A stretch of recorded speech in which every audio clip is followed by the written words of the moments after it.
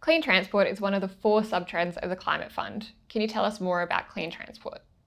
So clean transport is obviously one of the sub-trends in the fund, and it's the more exciting one because this is where the electric car companies sit in. When we look at this area of the fund, what we're trying to invest in here is really the rise of electric vehicles. What we know today is 3% of all cars sold last year were electric. And we know with a reasonable amount of confidence at some point, 80% of all cars in the world are going to be sold electric. It's saying to be sometime in 2030 or 2040 or 2050. And so we're trying to take advantage of that trend.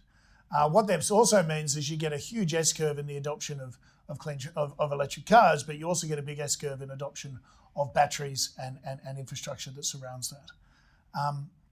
If we look at these S-curves today, what that actually means that if you go from a 3% share of cars being electric to an 80% share of cars being electric, both these markets are going to grow, 20, 30-fold in size over time. And so what we're showing you on these two slides is the total addressable opportunity for battery demand, and in terms of gigawatt hours, and the total addressable opportunity in dollars. And we see, as I said, there's 10, 20-fold growing in the market over a 10 to 20 year period.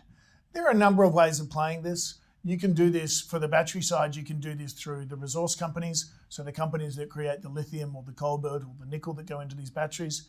Or you can also do it through the people who make the batteries, like a Samsung SDI or an LG Chemical, etc. And then lastly, you can do it through the companies that build the cars, like the Teslas, etc. From our point of view, the company we like here at the moment is Samsung SDI. Samsung SDI is listed in Korea. It is one of the 5 big battery makers in the world today. The company is obviously trading at a high multiple, pricing in some of this growth, but I think the market is underestimating how long this growth runway is going to be and how important Samsung SDI will be in it.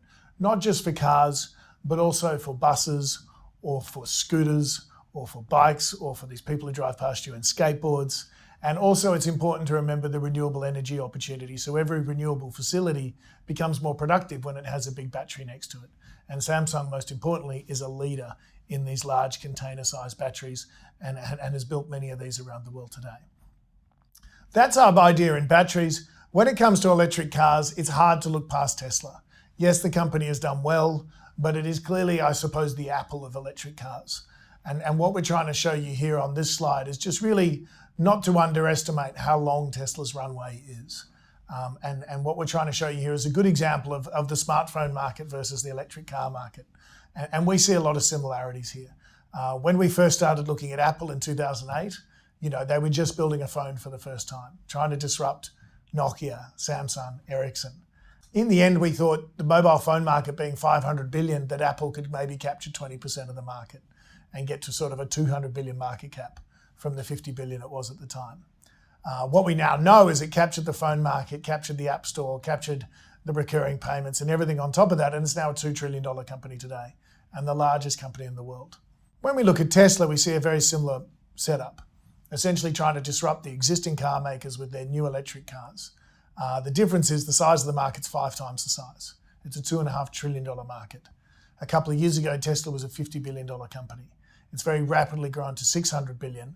But if you actually look at the permutabilities and possibilities into the future, as we go to more electric cars, Tesla sells 26% of all electric cars in the world today. Yet electric cars are only 3% penetrated. When electric cars are 60% penetrated, if Tesla holds the same market share, it's going to be selling 20 times more cars and be the largest car manufacturer in the world. And so clearly the big bet here is not, are electric cars going to dominate? The big bet is, will Tesla hold that 26% market share?